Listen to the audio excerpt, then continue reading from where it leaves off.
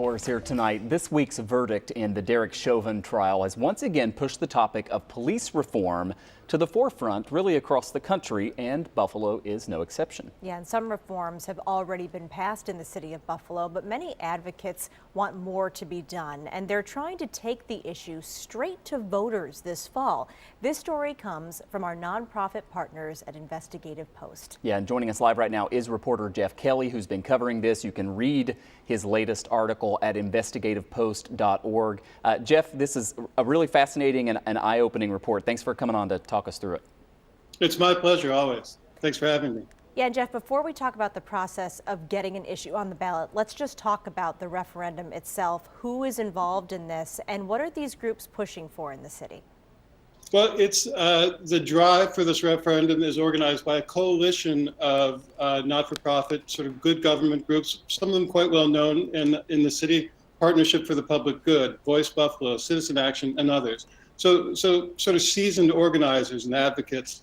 And what they're asking for is a yes or no vote, a ballot referendum on whether the city should institute an independent citizen review board to oversee the police department, to examine claims of misconduct, mete out discipline when they see fit, and even to comment on and guide policing policies. And Geoff, you were told for your report that the recommendation of this new, civilian police oversight structure was really met with resistance from City Hall. What is the hang-up there? Yeah, well, what organizers were told, in response to last summer's protests, a lot of these groups were consulted by the mayor and by the Common Council about a police reform package. What are people in the street asking for? And this item, among all the other sort of reform agenda items, met some resistance. And what organizers say they were told by elected officials was, we don't think our constituents really want that. That's not a thing, the kind of police oversight that the citizens of Buffalo want. And so these organizers said, well, maybe we're going to put that to the test. Maybe we're going to ask them directly. This is an interesting fight because it's pretty tough to amend the city charter by referendum. It's been more than 15 years. So what can you tell us about this process to get on the ballot and where things stand with it right now? It's hard to do it as a citizen-led group without the cooperation of the Common Council or the mayor. You have to go out and get, in this case, about 7,200 signatures.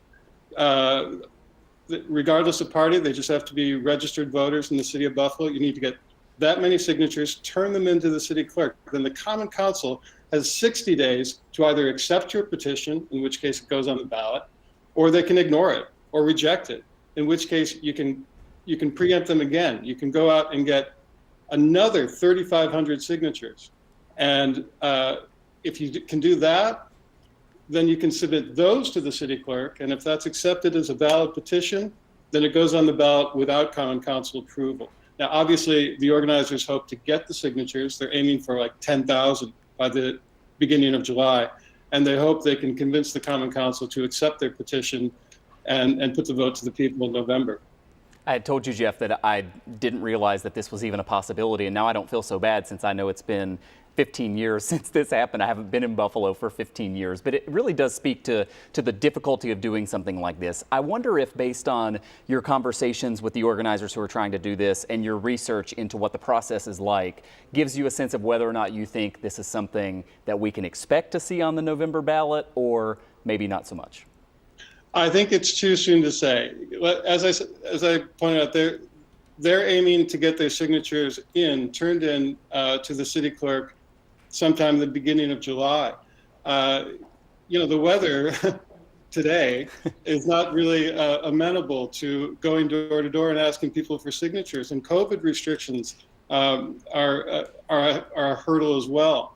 But in the coming months, May or June, if we start seeing those petitions, on the shelves at stores and at the counters at coffee shops and things like that, well, maybe we'll know it's serious, that they have a shot at it. We've been chatting with Geoff Kelly, a reporter with our nonprofit partners at Investigative Post. Geoff, thanks again for coming on tonight. Thank you. Yeah, a lot to that story. Investigativepost.org is the website that you're going to want to check out. Thank you, everybody, for watching our town hall on this Thursday, Earth Day. Remember to keep texting us your questions or comments. Our text number is 849-2200.